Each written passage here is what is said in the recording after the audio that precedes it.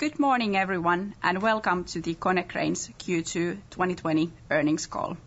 My name is Kiira Fröberg, and I am the Interim Head of Investor Relations at Konecranes. Here with me, I have Konecranes President and CEO, Rob Smith, and CFO, Teo Ottola.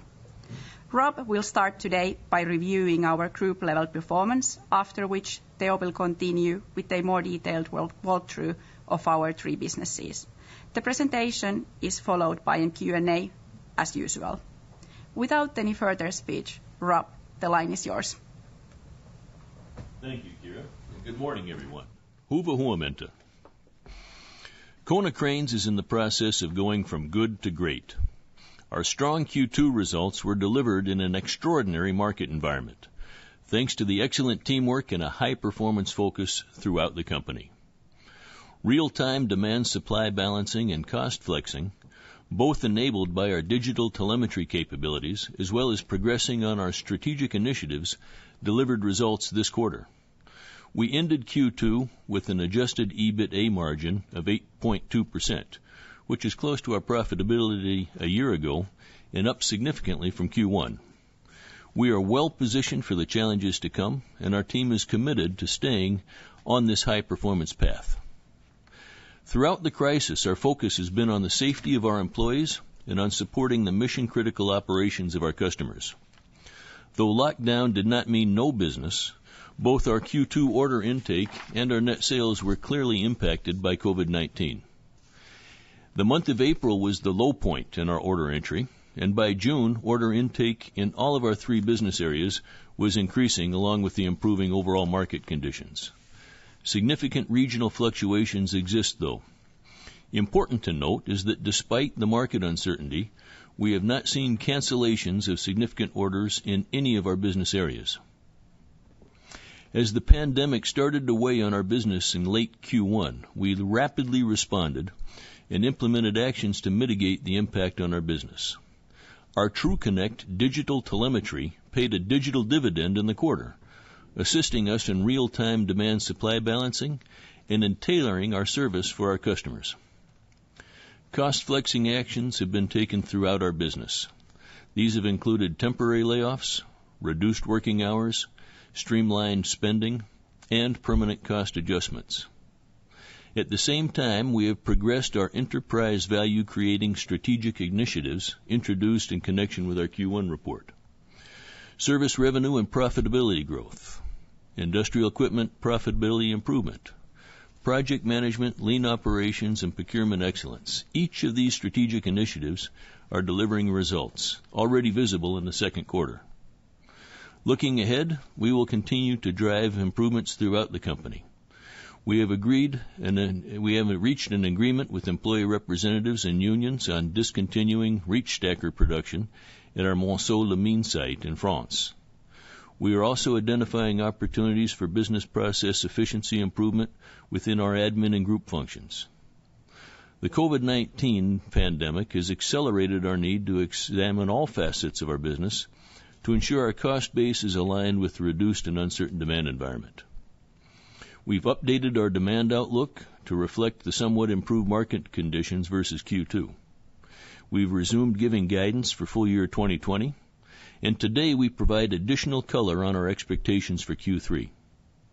Finally, we look forward to expanding on our strategic initiatives in the coming quarters and plan on hosting a Konecranes strategy presentation in November. Let's move to our financial performance and key figures in Q2. Orders received in the second quarter were circa 582 million euro, down 29% from Q2 in 2019. Sales totaled 705 million euro, down 11% from last year.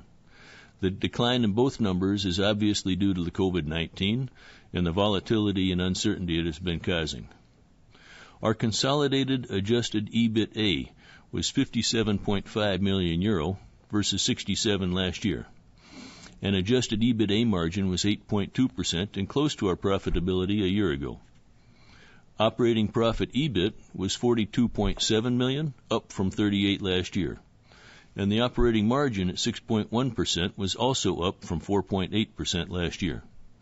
The increase in the operating margin was primarily due to lower restructuring costs. Free cash flow in the period was €54 million positive versus 6.5 last year, and net debt increased slightly to €770 million, staying close to the amount we had in Q1.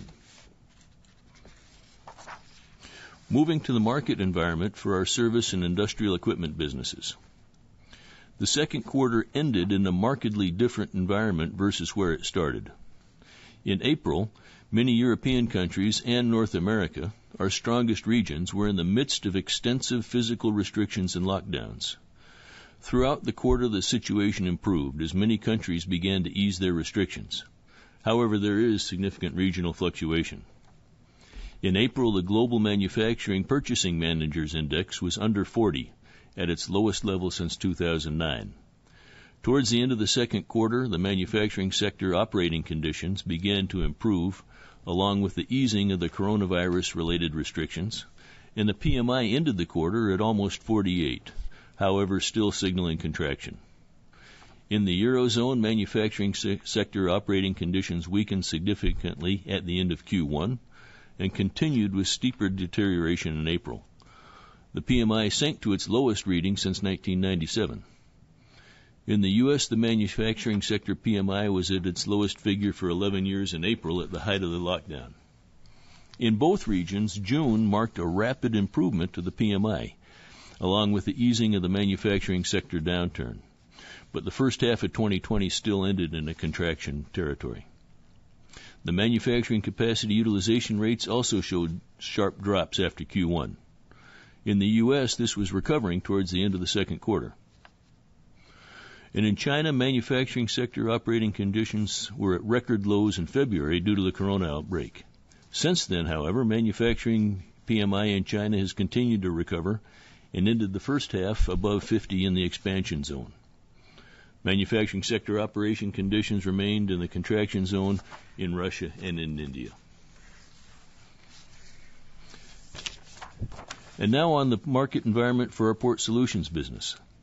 Global container throughput plunged in February due to the outbreak of the virus.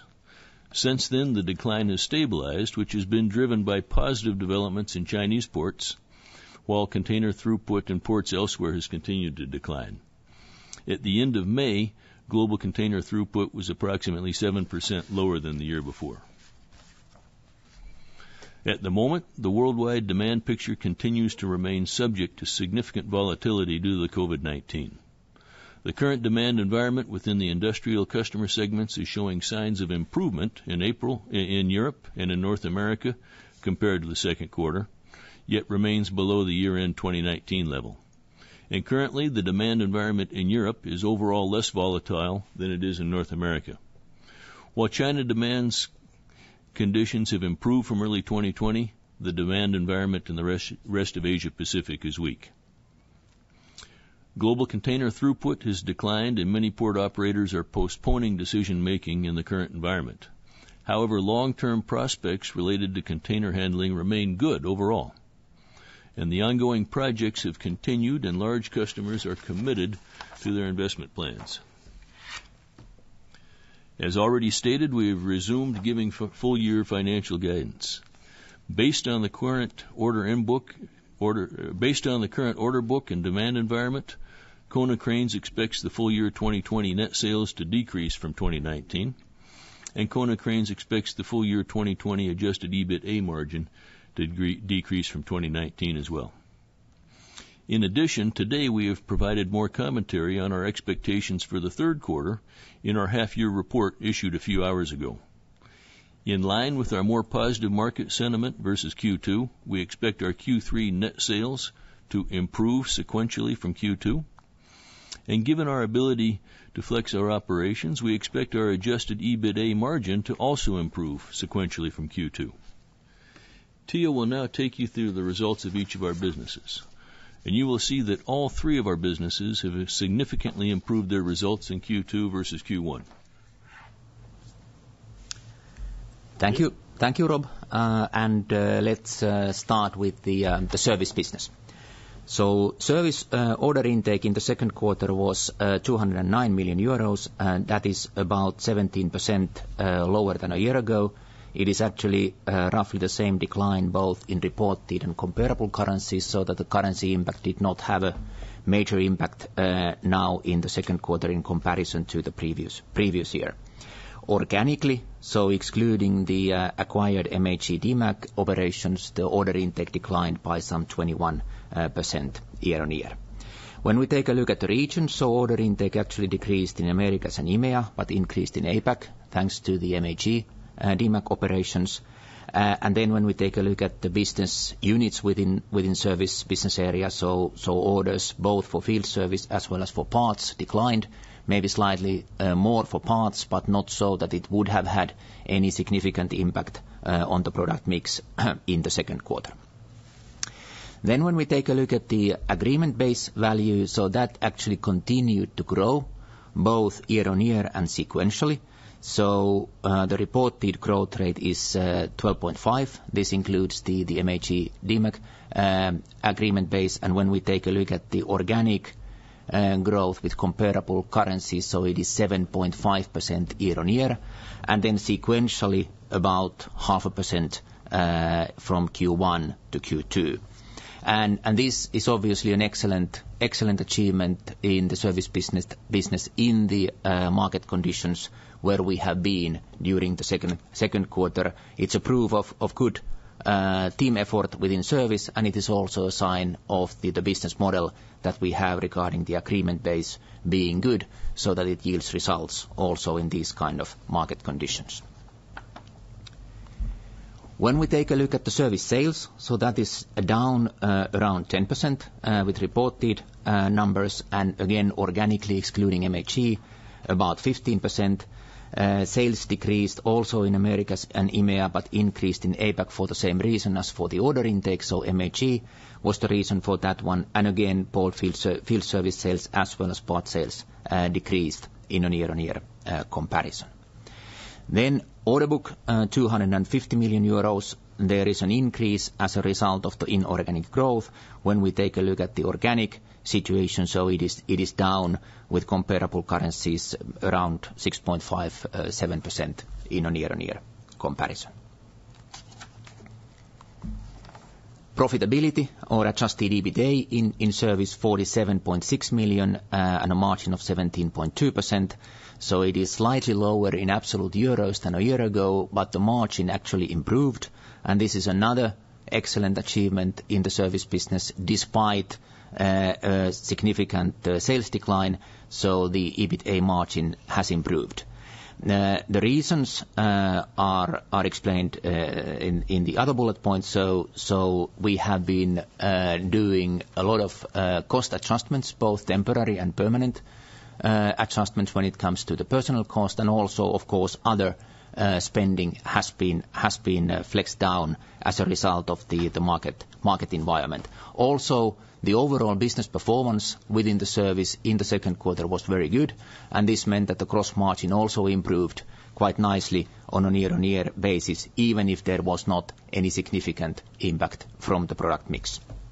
So very good result performance from the service business. Then going into the industrial equipment and industrial equipment order intake. So that was 235 million euros. This is a decrease of almost 30% with reported numbers, and again organically excluding MHE. So we are having a decline of more than 30%. When we take a look at the business units in an year-on-year comparison, so the order intake decreased in standard cranes, process cranes and components. So basically in all of the main business units that we have within industrial equipment. When we take a look at the situation sequentially, so sequentially standard crane and component order intake declined from Q1, but actually the process crane order intake improved a little bit from the first quarter. Again, taking a look at the situation regionally, so Americas and EMEA orders declined, whereas in APAC there was an increase as a result of the MHE, exactly like in the service business as well. Sales 270 million roughly, so there is a decrease of 8% with reported currencies organically, excluding MHE, 12% or roughly 12%. Here also taking a look at the business units, so sales decreased in standard cranes and components, but actually increased in process cranes in a year-on-year comparison due to the order book that we had. And this obviously then from the, let's say, margin mix point of view is slightly negative news, as the gross margin in the process crane business is lower than in the standard crane or component business. And sales decreased in EMEA but increased both in the Americas and Asia Pacific.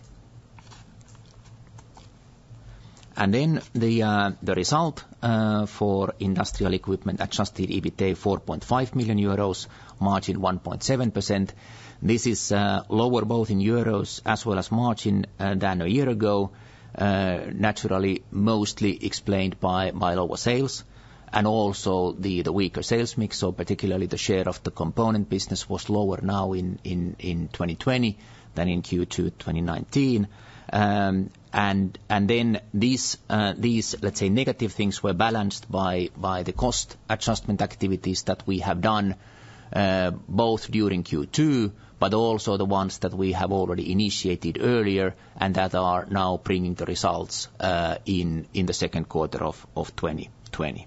Gross margin declined in a year-on-year basis, but that is because of the weaker product mix in comparison to a situation a year ago.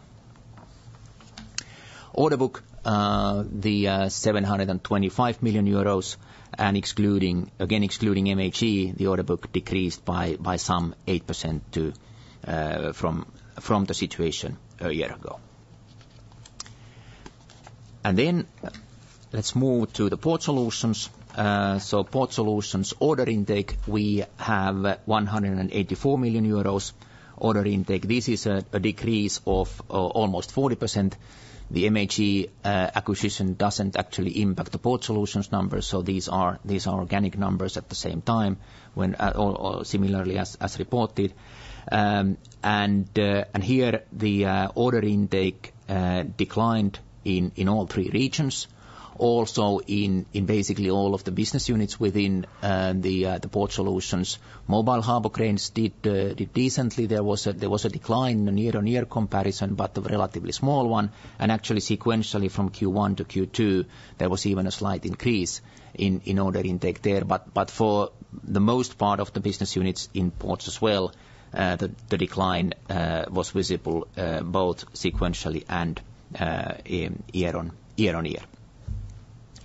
Sales 208 million euros, 16% decline in comparison to the situation a year ago. And then when we take a look at the adjusted EBITA, 13.3 million euros, margin of 6.4%. This one also, like in industrial equipment, is down both in euros as well as margin. And again, the lower sales is the main reason for that one. To some extent, sales mix was weaker. This is not a big difference, but it was in the adverse direction. However, gross margin increased on a year-on-year basis despite somewhat lower mix, and this is now thanks to the good execution, project execution within the ports business, and obviously also the cost-saving activities that we have been doing in Q2 in particular, but also earlier. And then finally, regarding the Port Solutions, the order book, there is a decline of 12.5% in a year-on-year comparison. Then a couple of slides on the cash flow and balance sheet. So here we have, as we have typically started with net working capital and net working capital. So net working capital came actually slightly down from the situation at the end of Q1. There was positive development in accounts receivable as well as in advance payments, so the customers have continued to pay, and also the advance payments have been coming in pretty nicely. We have a higher inventory level now at the end of Q2 than what we had at the end of Q1, so this has been impacting net working capital in a way negatively. from that point of view. That is mostly because of the work in progress, so it's as a result of the project timings. To some extent, obviously, it is also as a result of the postponements of the deliveries due to the COVID crisis. Net working capital as a percentage of rolling 12-month sales continues to be roughly on the same level as it was in the first quarter as well.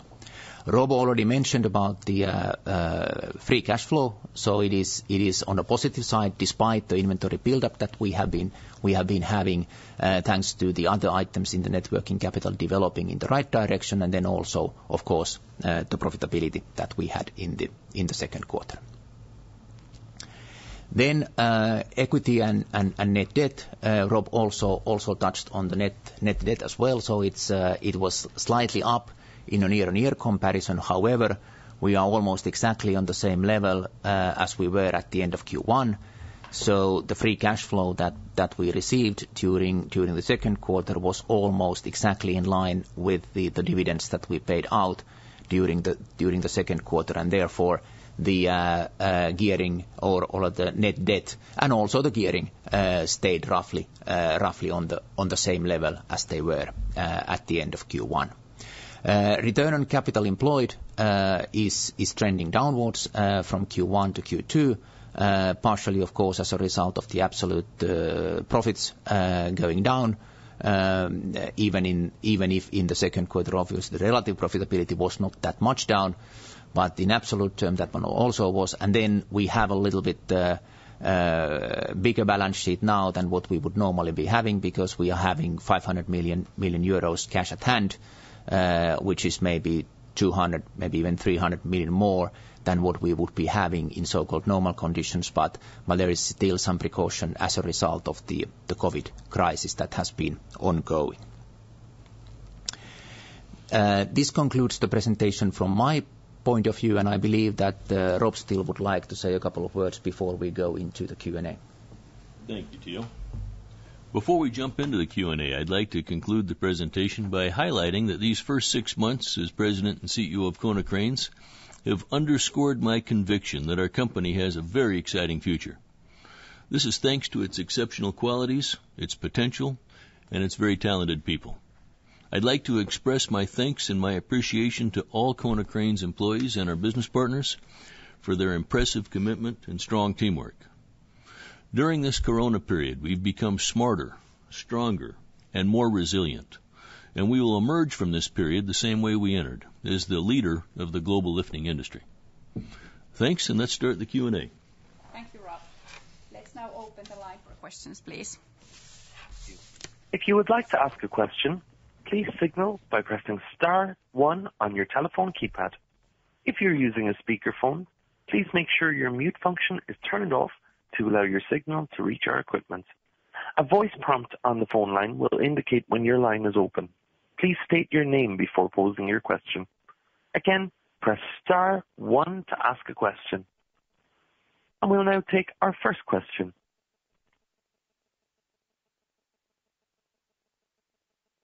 Good morning, that's Artem Tokarenko from Credit Suisse. Thank you very much for taking my questions. My first one is around cost savings. You maybe elaborate a bit on what was the contribution of temporary and permanent cost savings in the quarter, and also more importantly, how should we think about those temporary cost savings continuing this year, up until when, and also would you expect some of those to be retained and maybe as a result Konecranes emerge stronger on the other end of this downturn?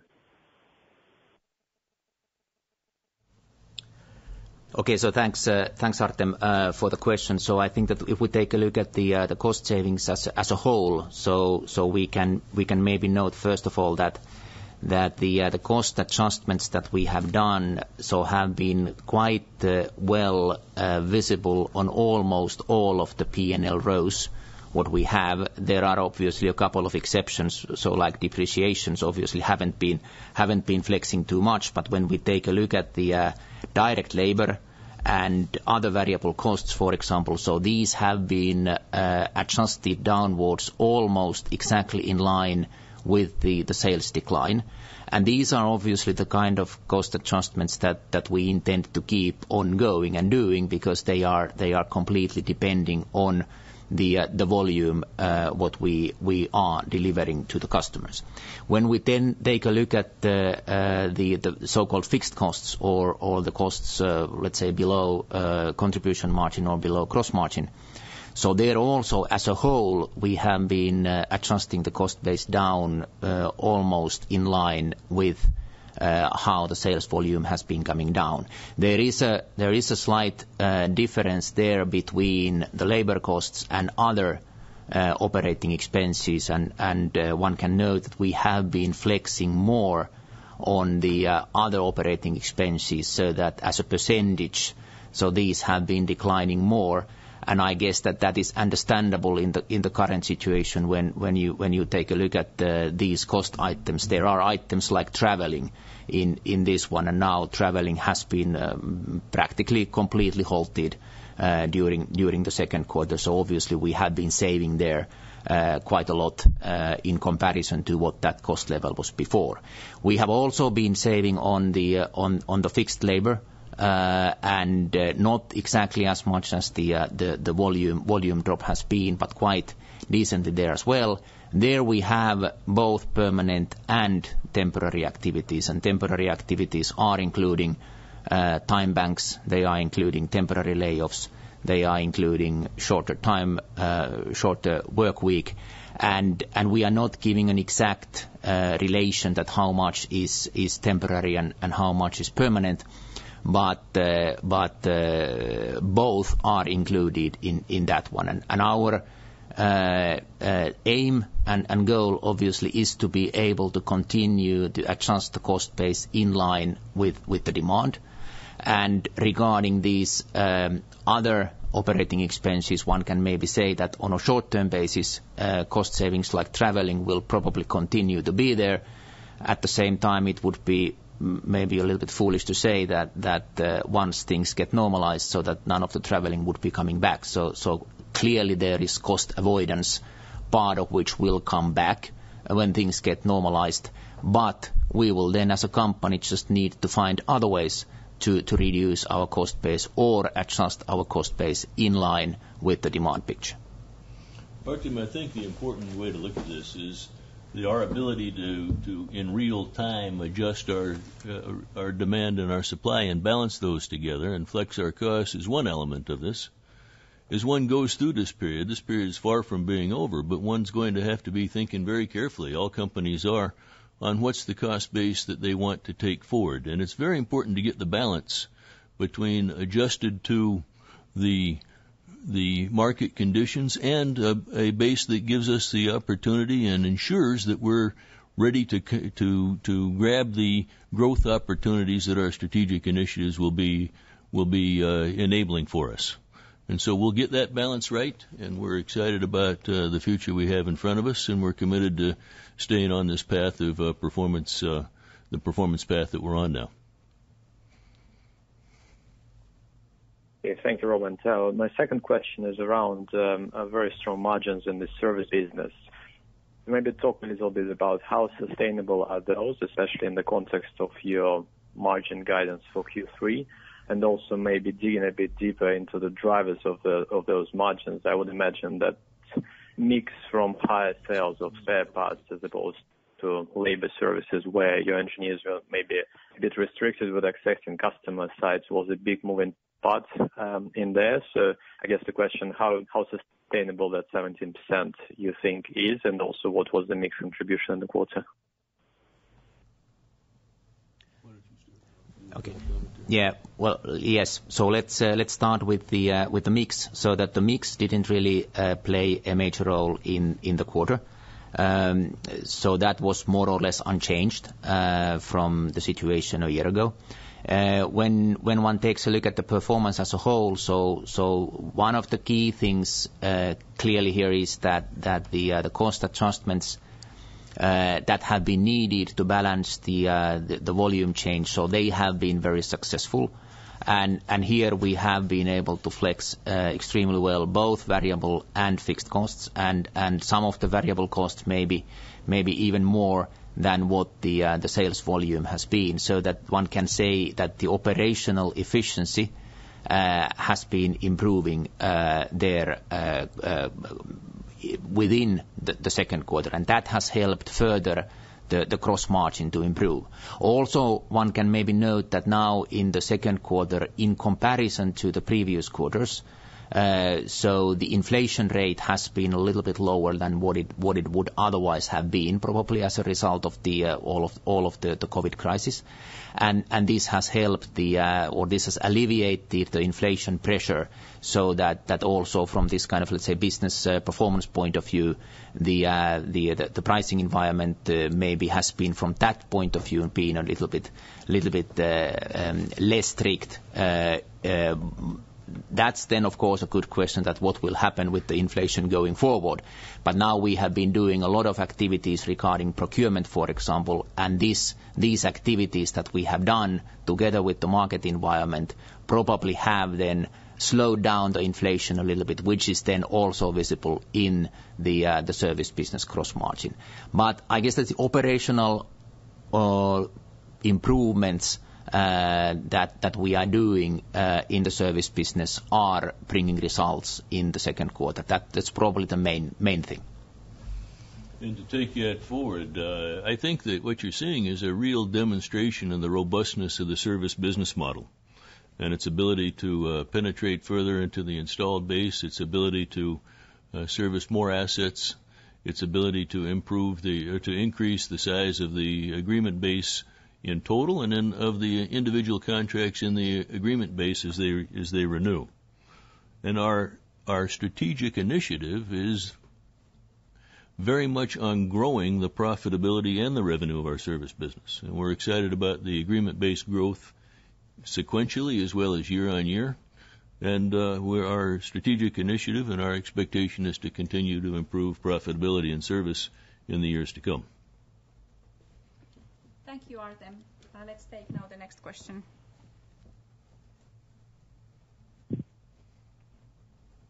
We will now take our next question. Please state your name and company before posing your question. Yeah, hi, it's Antti from SEB. Thanks for taking my questions, and congrats on a great resiliency on the tough times. Could you maybe open up a little bit on the service performance during the quarter? What kind of activity did you see from clients, and how did you operate when they were ramping down and ramping up? What I'm trying to get is that was there a clients forwarding some scheduled maintenance actions as their capacity utilizations were lower? Did the capacity adjustments play a supportive role for service demand, or a little bit more color on what actually happened during the quarter? Sure, Antti. Look, the discussion about lockdowns did not mean no business, was very relevant to our service business as well. Our service team was very actively in the customers that kept their operations continuing, and in some cases the customers whose operations were shut down still invited our services teams to come in to do mission critical maintenance and repair operations during that period of time. So we were quite busy in the customers that were open, and the beauty of the telemetry was it was giving us visibility to who was open and what was the dynamic in each of the markets we were operating in almost in real time.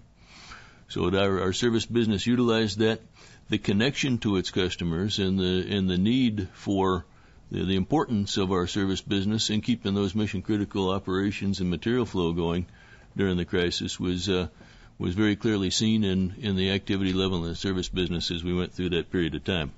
It picked up, of course, as more and more operations opened up, and any maintenance that was delayed from the current quarter we expect to catch up in the time to come as more and more customers open their operations.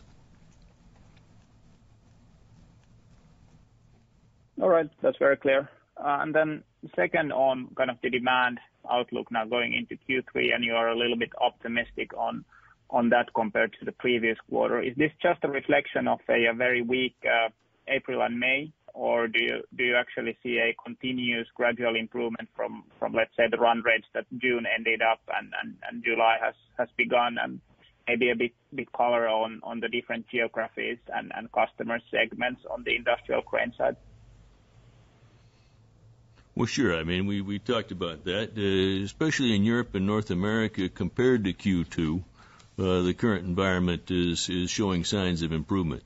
It's actually stronger and less volatile in Europe than it is in North America right now, but clearly better than it was in Q2. And as we talked about, there was a dynamic in Q2 where clearly April was the lowest point, and there was a recovering during the quarter. There's still quite a bit of volatility going forward, and we're all watching the news. We all clearly are aware of surges or resurges, and so that's why it's important to be able to be balancing in real time and adjusting our demand supply in real time.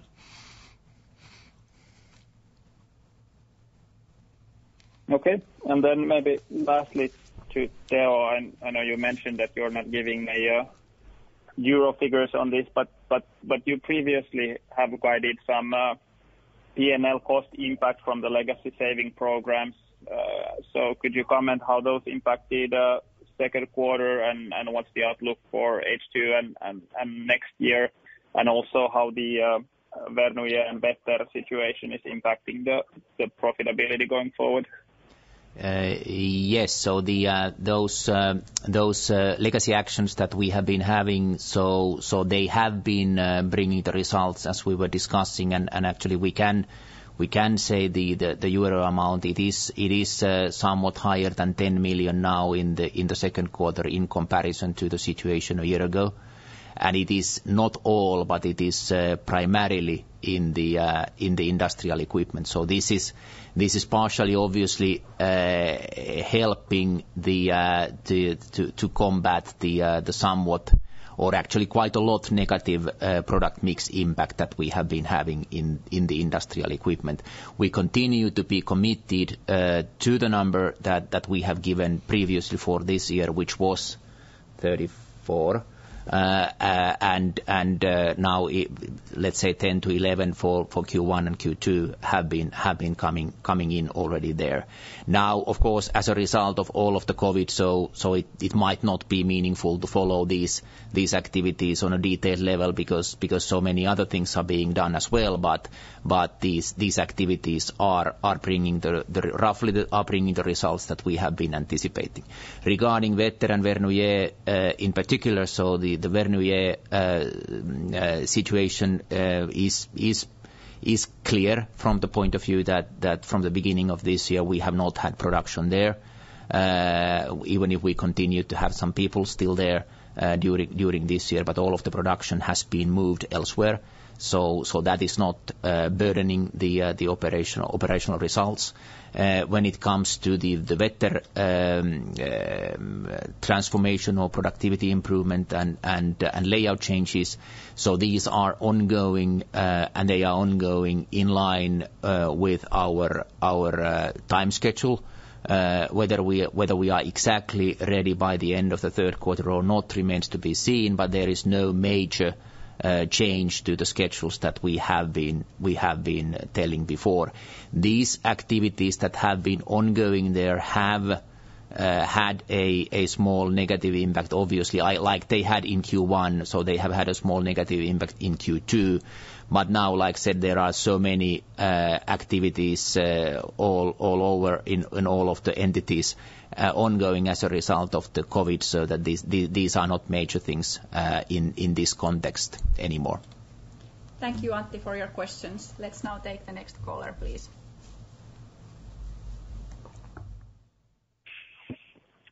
We will now take our next question. Please state your name and company.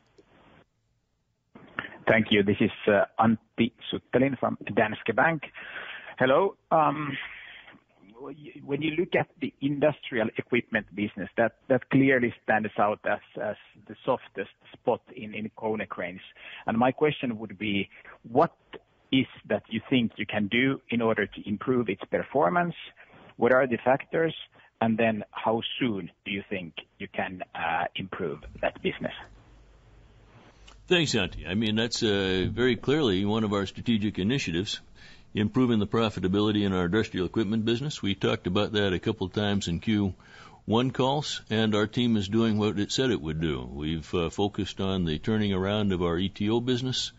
We've focused on several other of the industrial of our strategic initiatives really underpin that profitability increase. The project management execution in both industrial equipment and ports has been nice and consistent this period.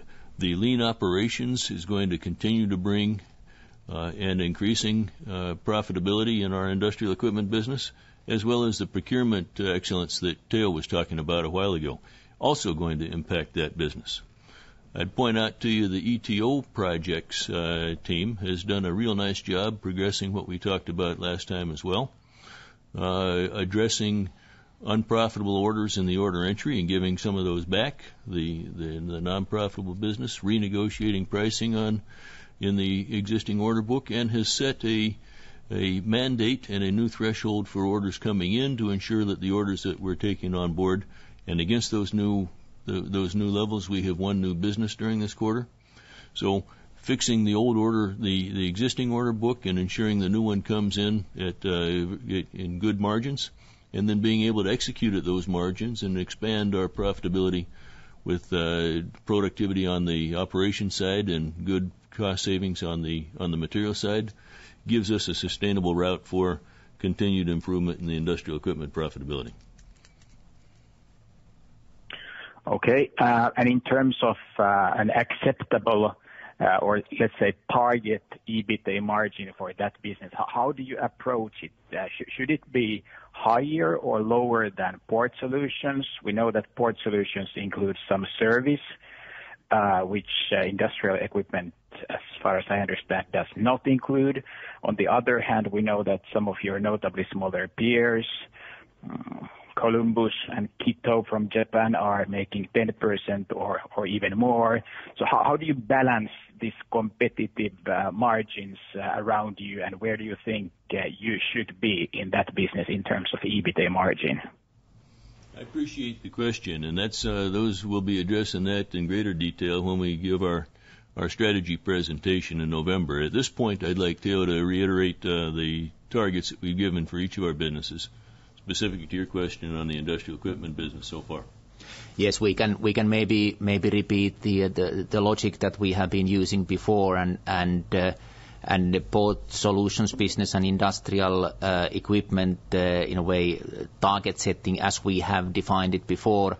So they have been very close to each other when it comes to the adjusted EBITDA margin. So high single digit margins we have been talking about there, and there the logic is along the lines that you were also describing, so that by definition the Port Solutions has on average higher material content or higher steel content as a result of the product mix, which is in a way maybe margin dilutive from that point of view. At the same time, Port Solutions has a service component in there which industrial equipment doesn't have. Though these are in a way balancing each other out in a way that the target setting is very similar or has been very similar for industrial equipment and Port Solutions.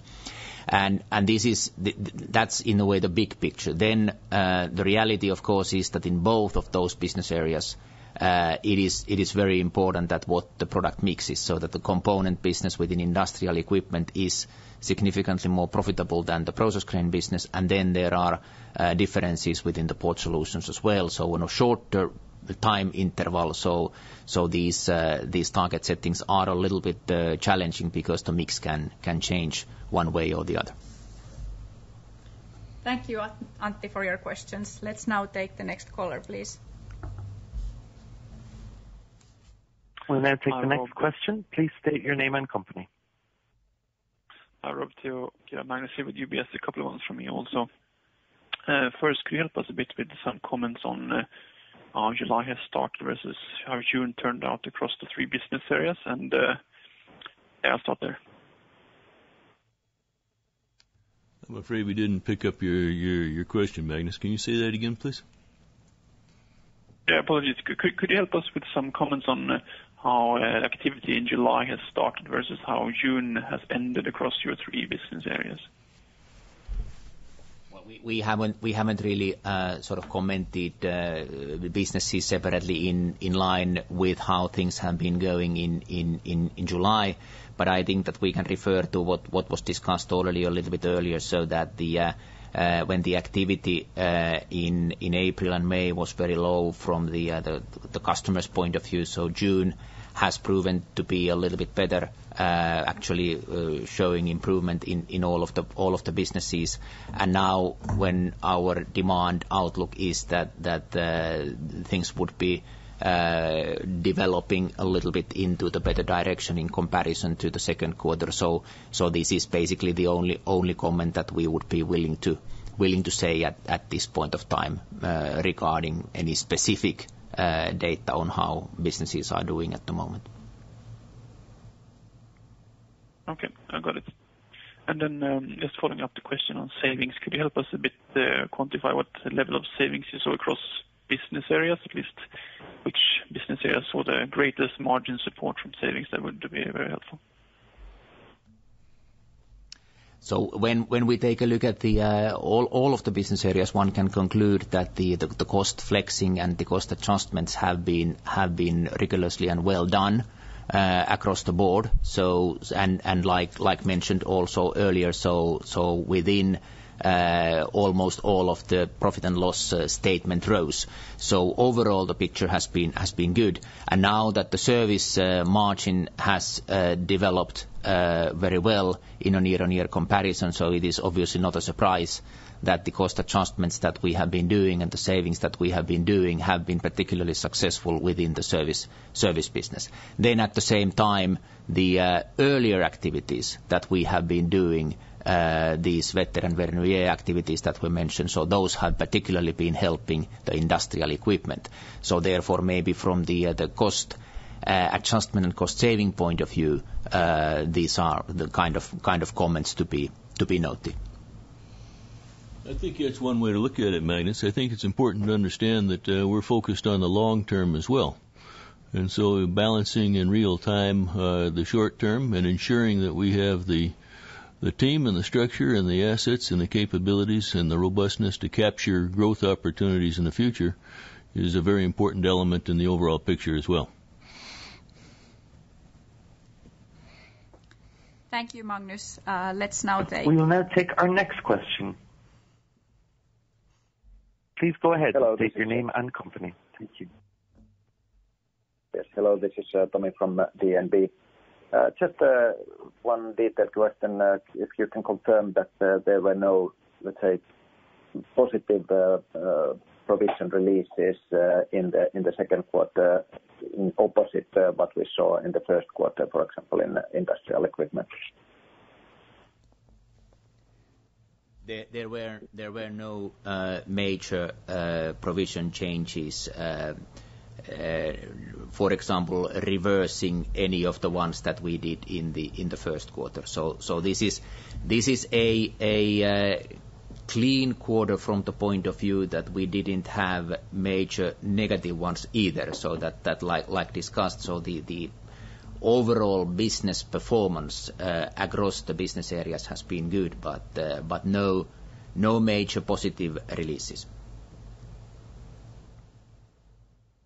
Thank you. And then if you can comment your level of confidence that the industrial equipment is on a solid footing now after the couple of quarters struggles. And maybe also then, let's say, comment the guidance for the third quarter of sales and margin improvement divisionally, if you can comment on divisional performance. Let me pick up on the first part of your question, and we might need you to ask again the second part. Look, the industrial equipment team is on a very good way. I think that the ETO turnaround that we discussed is on a very good way. Our team has improved the profitability of the existing order book and is ensuring that new orders coming in are meeting our expectations. At the same time, the project execution is going very well. So with a higher profitability on existing orders and a higher profitability on future orders and executing those with a productivity underpinning and a team very focused on customer segments that are bring in the attractive projects for us, I think that's on a very good way. And our team it's underway, it's well underway, and it's very committed to staying on its high performance path.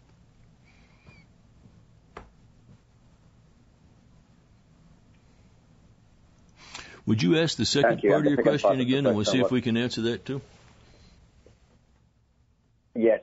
So the group guidance of sales and margin improvement, if you can comment a little bit divisionally, do you expect the performance continue on services and industrial equipment, as we saw the order backlogs a little bit up, whereas Port Solutions facing a little bit tougher third quarter? So just a little bit divisional guidance. We would rather not go into the divisional guidance regarding the Q3. Reason obviously being that there is a lot of uncertainty and we don't know how the situation develops regarding the COVID crisis, etc. So therefore maybe better stay on the group level guidance regarding Q3.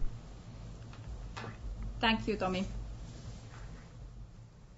Let's now take the next question, please. We'll now take our next question. Please state your name and company.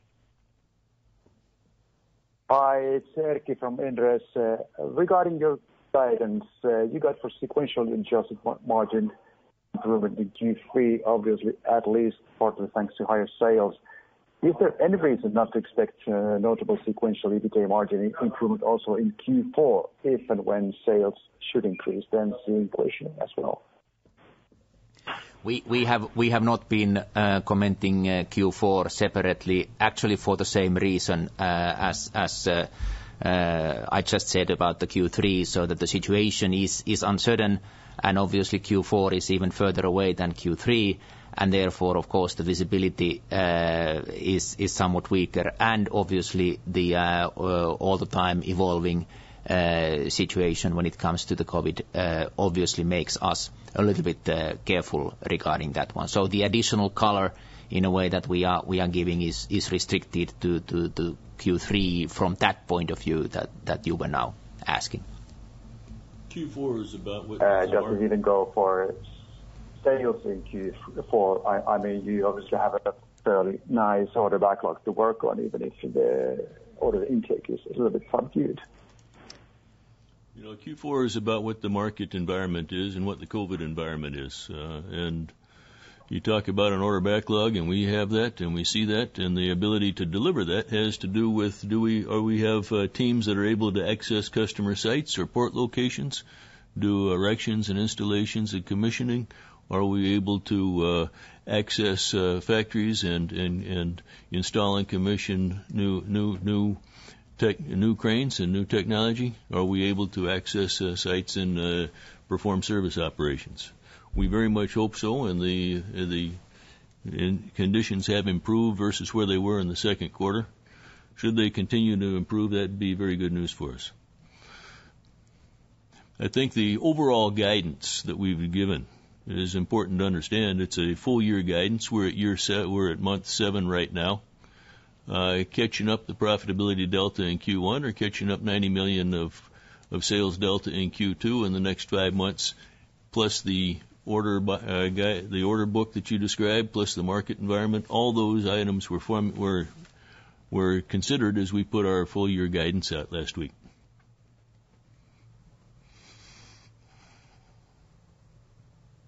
We will now take our next question. Please state your name and company. Thank you for taking my follow-up. That's Artem from Credit Suisse. I have a couple. Firstly, on the thinking about the exit run rate from Q2, I appreciate you maybe not willing to comment on June explicitly, but just could you give us some sense on the magnitude of difference in the growth rates between April and June?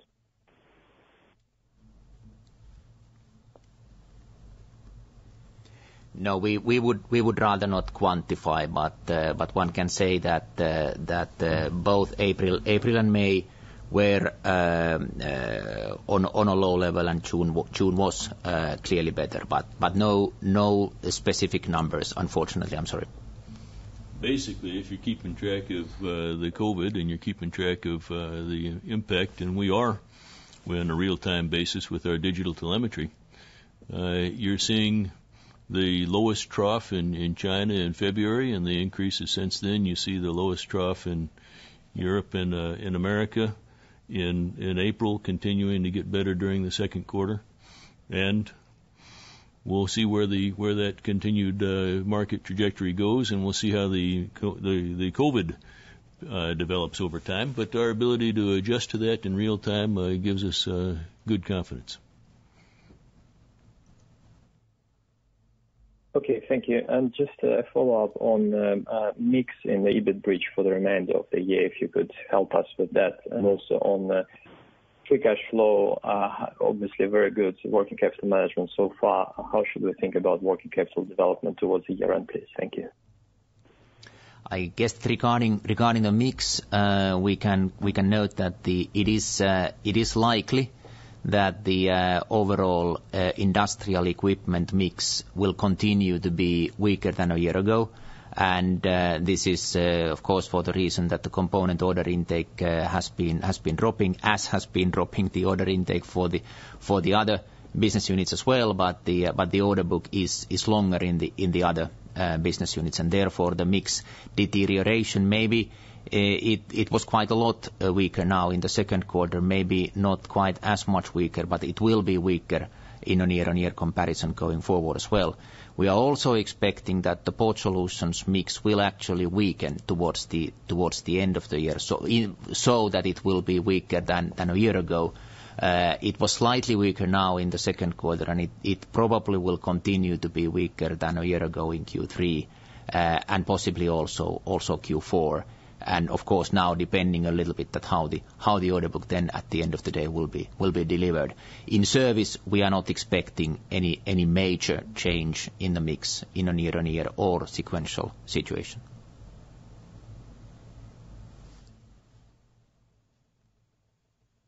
We'll now take our next question. Please state your name and company. Hi, Magnus here again from UBS. I just want to touch upon the survey contract-based growth also obviously grew healthily in the quarter despite everything. Why do we see such a big differential between the growth there and decline elsewhere in the service business?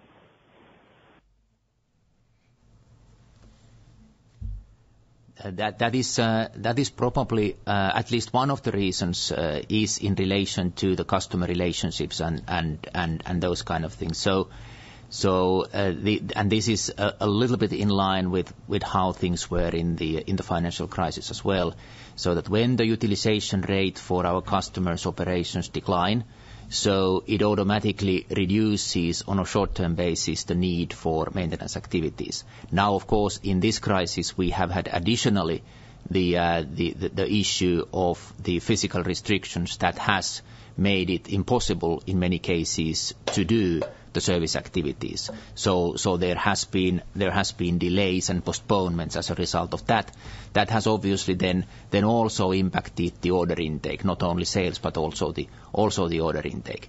Whereas then the agreement-based growth is more depending on the longer term strategies of our customers and their willingness to cooperate with us, and that has proven to be very resilient model. Also in the past, so that even if there are issues in the world economy, so the customers continue to appreciate our concepts and they continue to subscribe for that one, and actually not that many customers want to give up on this contract model even in tougher times. So that this continues on a much, let's say, more stable model than the order intake in general. And one can also then say that the sales that we are generating from the agreement base, so the agreement based sales, so they are less volatile than the other sales in a way in the service business. So it works also that way. So that it is by nature it is a more stable business from the agreement-based growth point of view, but also from the agreement-based invoicing point of view. That's obviously very, very attractive. Could you help remind us what sort of the historical growth rate has been there, sort of longer term, like 10 years on the service base? What's sort of the organic growth there looking like? We have been aiming at growing the agreement base a little bit quicker than what the overall growth target for the service business has been. But maybe one can say so that has been probably the case, so that the agreement base has been growing slightly quicker than what the overall service business has been growing over a longer period of time. Thank you for the question. I think it's now time to conclude our today's conference call. Thank you for the active participation and good questions. I would like to wish you all a very good summer. Stay safe.